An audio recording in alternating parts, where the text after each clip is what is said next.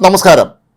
ഗാസയിൽ ഇസ്രായേൽ സൈന്യവും ഹമാസ് തീവ്രവാദികളുമായി തുടരുന്ന ഏറ്റുമുട്ടൽ ഇനിയും നീളുമെന്ന് ഏതാണ്ട് ഉറപ്പായി. ഗാസയിൽ അടിയന്തര വെടിനിർത്തൽ വേണമെന്നാവശ്യപ്പെട്ടുകൊണ്ട് കഴിഞ്ഞ ദിവസം അറബ് രാജ്യങ്ങൾ അവതരിപ്പിച്ച പ്രമേയം ഐക്യരാഷ്ട്ര രക്ഷാസഭയിൽ അമേരിക്ക വീറ്റോ ചെയ്തു. അൾജീരിയയാണ് ഇത് സംബന്ധിച്ച പ്രമേയം അവതരിപ്പിച്ചത്.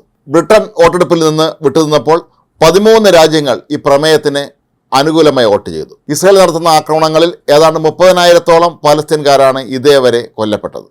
പ്രമേയത്തെ അനുകൂലിച്ചുള്ള ഓരോ വോട്ടും പലസ്തീൻകാരുടെ ജീവിക്കാനുള്ള അവകാശത്തിനുള്ള പിന്തുണയാണെന്ന് ഐക്യരാഷ്ട്രസഭയിലെ അൾജീരിയൻ പ്രതിനിധി അമർ ബെൻഡാമ ചൂണ്ടിക്കാട്ടി. വെടിനിർത്തലിനൊപ്പം അന്താരാഷ്ട്ര നീതിന്യായ കോടതി ജനുവരിയിൽ പുറപ്പെടുവിച്ച നിർദ്ദേശങ്ങളും ഇസ്രായേൽ നടപ്പിലാക്കണമെന്നും പ്രമേയം ആവശ്യപ്പെടുന്നുണ്ട്. ഗാസ കടുത്ത ക്ഷാമത്തിലേക്ക് നീങ്ങുകയാണെന്ന് വേൾഡ് ഫുഡ് പ്രോഗ്രാം നേരത്തെ മുന്നറിയിപ്പ് നൽകിയിരുന്നു.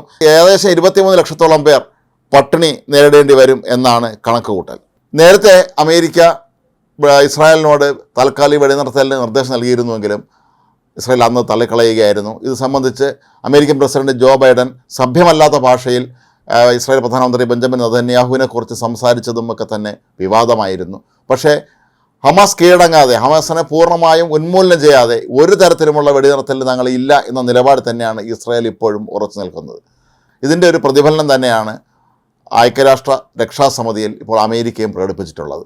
ഹമാസും ഹമാസിനെ പിന്തുണയ്ക്കുന്ന ഹൂതി വിമതരും ഹിസ്ബുള്ളയും ഒക്കെ തന്നെ പൂർണ്ണമായും ഇല്ലാതായാൽ മാത്രമേ മേഖലയിൽ സമാധാനം പാലിക്കാൻ കഴിയുകയുള്ളൂ എന്ന നിലപാടിലാണ് ഇസ്രായേലും മറ്റ് രാജ്യങ്ങളും. അമേരിക്കയെ സംബന്ധിച്ച് പാലസ്തീനിൽ അവരുടെ ഇടപെടൽ തീർച്ചയായും അത് വലിയ പ്രത്യാഘാതങ്ങൾ ഉണ്ടാക്കും എന്ന് അറിയാം.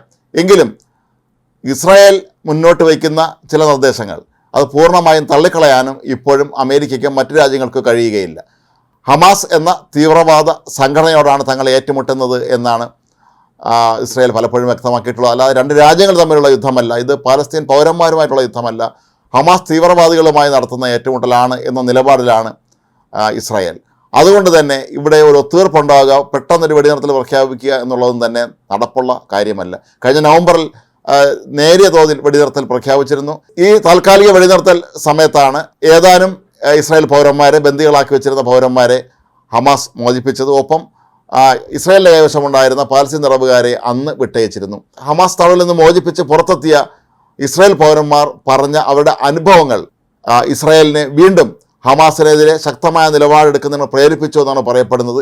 യാതൊരു തരത്തിലുമുള്ള മാനുഷിക പരിഗണന തരാതെ തങ്ങളെ അങ്ങേറ്റം ക്രൂരമായാണ് ഈ ഇരട്ടറകളിൽ പീഡിപ്പിച്ചതെന്നും തങ്ങളെ ഒപ്പം ഉണ്ടായിരുന്ന പല ബന്ദികളെ ഇതിനോടകം വേറെ വധിച്ചു കഴിഞ്ഞു എന്നൊക്കെയുള്ള വിവരങ്ങൾ ഇസ്രായേലിനെ വല്ലാതെ ചൊടിപ്പിച്ചിട്ടുണ്ടായിരുന്നു. അതുകൊണ്ട് തന്നെയാണ് വെടിനിർത്തൽ എന്ന ആ ഒരു നിർദ്ദേശം ഒരു കാരണവശാലും അംഗീകരിക്കില്ല എന്ന നിലപാട് ഇപ്പോഴും ഇസ്രായേൽ തുടരുന്നത്.